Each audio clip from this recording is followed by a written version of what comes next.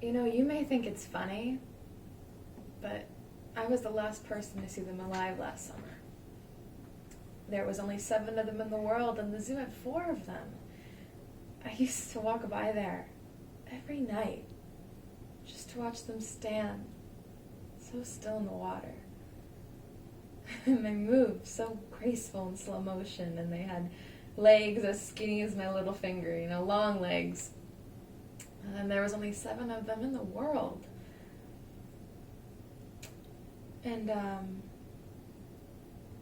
one night a gang of boys came by, and they had their headphones in, and they were laughing and cursing, fuck this, fuck that, and everything. And they started saying, things to me, dirty things, and they started laughing at the birds.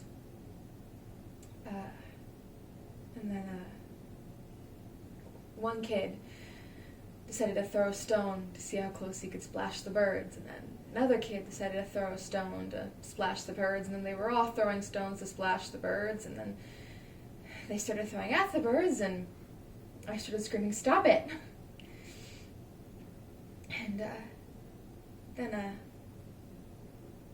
one of them that threw a stone, it hit a bird in the leg, and the leg bent like a straw, and the bird fell over, and its wings were flapping in the water, and they just kept laughing and cursing and throwing stones at the birds, and I kept screaming, "Stop it! Stop it!" And then I ran to get the zoo guard, and he ran to get his club,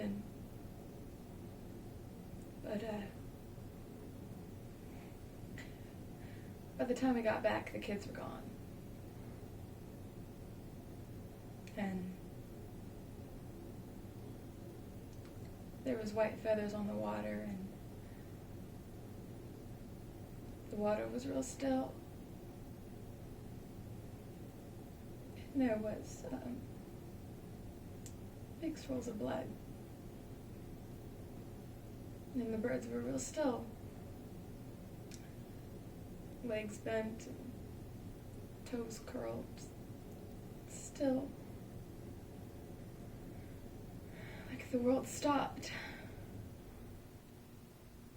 And the guard started talking to me, but I couldn't hear him. Just saw his mouth moving, and the cops came, and they arrived right when I started screaming. They ended up taking me to the hospital to give me something to stop screaming, and they never caught the gang.